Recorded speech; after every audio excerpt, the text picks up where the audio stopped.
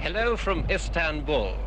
Roving report starts this time on the water, on the Bosphorus at Istanbul. On my left, the continent of Asia. On my right, the continent of Europe. Each day, thousands of people here cross. Built between two seas, Istanbul is a fisherman's city. 60 different varieties of edible sea fish are caught and sold there.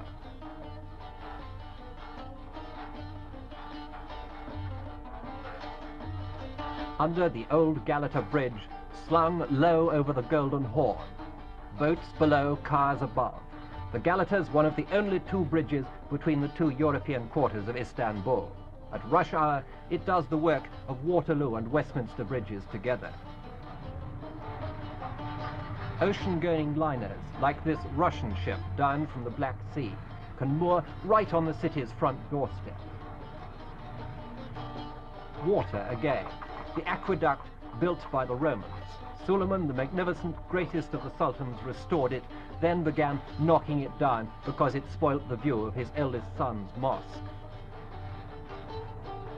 The needle brought by a Byzantine emperor from Egypt and put up in the Hippodrome Gardens. The inscription reads, "This powerful prince has conquered the whole world." Even the emperors of Byzantium sometimes exaggerated. On the other side of the gardens, the mosques. Sultan Ahmet's, often called the Blue Mosque because of the reflections from the blue tiling inside. Santa Sophia, built for the Emperor Constantine, rebuilt by Justinian, enlarged by Turkey's greatest architect, Sinan.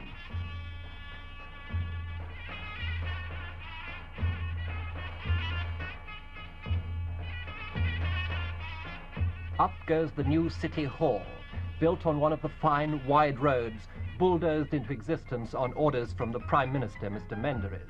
He's determined Turkey shall have roads as good as anywhere in the world. But even the new Istanbul can't be built in a day. The old face remains, some of it badly in need of a facelift. And the trams need silencers. They trundle along like moving percussion bands. Car hooting's forbidden, so angry drivers thump with their hands on the bonnet instead. But a Turkish traffic policeman does traffic duty only.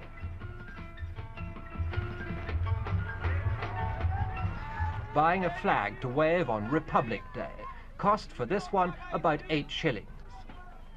2 shillings for a ticket in this lottery for charity. The prizes, everything from a car to a fridge. 100 miles northeast to an older and quieter world in Istanbul. For each mosque, a minaret for calling the faithful to prayer. Santa Sophia, built originally as a Christian church, taken over as a mosque when the Turks captured Constantinople in 1453. Turkey today is still strongly Muslim. Many Turks seek reassurance from their faith, and mosque-going's on the increase. The Ottoman sultans, like the Byzantine emperors, were great builders. It was said that so long as a sultan was building, he would not die. Inside, I saw a grandfather clock brought from London. Altogether, there are 500 mosques in Istanbul, but the most famous of them all is no longer used for religious services. By a decree of Ataturk, Santa Sophia is now a museum.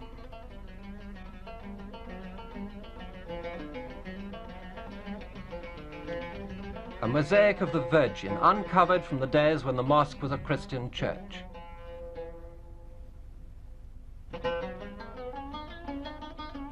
Turkey today sets its political face fair and square to the west, but many Turks still have more than a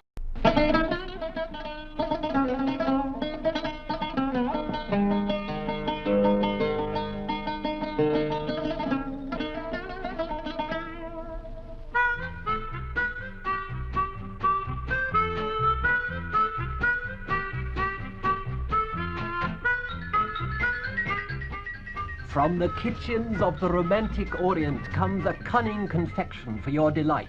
lovingly prepared by Turkish hands according to an age-old recipe, luscious and alluring, the sweet meat of the sultans, tempting, tongue-cloying Turkish delight. To put it differently, it's just sugar, boiled up with Turkish gum and a few pistachio nuts. But like a lot of other things, it's not what you do, but the way you do it. And this firm in Istanbul, who are the biggest manufacturers in Turkey, have a secret method which they wouldn't reveal even to roving report.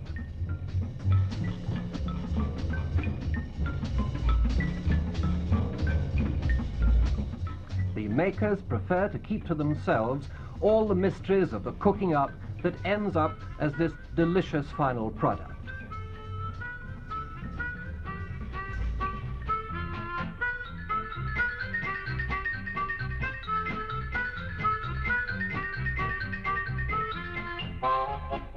A last dusting of sugar prevents it getting sticky, though I always lick it off first myself.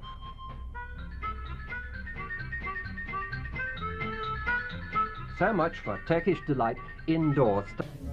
Back on Earth, this model is definitely not clockwork, but she too has her history. Just 50 years ago, she might have delighted the Sultan in his harem. Now she delights the audience at Club X in Istanbul.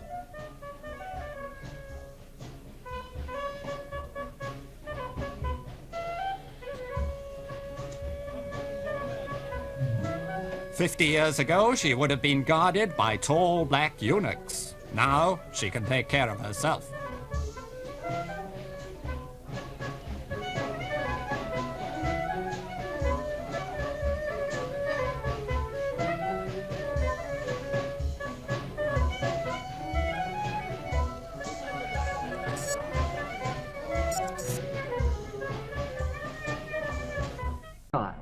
What delights does Turkey offer out of doors?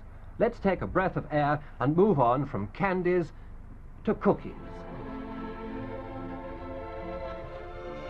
These girls are models and students from the Dress Design School in Istanbul. Strictly speaking, it's called, I quote, the School for Attaining Maturity, unquote. Turkish delight doesn't only come in boxes.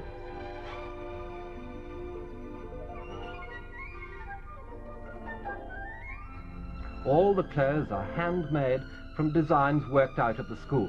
The materials, mostly silk and satin. Traditional Turkish designs have been adapted to modern ideas, Eastern styles adjusted to Western uses. On the left, the traditional Eastern design. On the right, the old style modified to suit the modern Turk's way of living. Out she comes, wearing those semi-pajamas, semi-trousers the Turks call shalvar. Elegant version here, but you can see them in any Turkish village.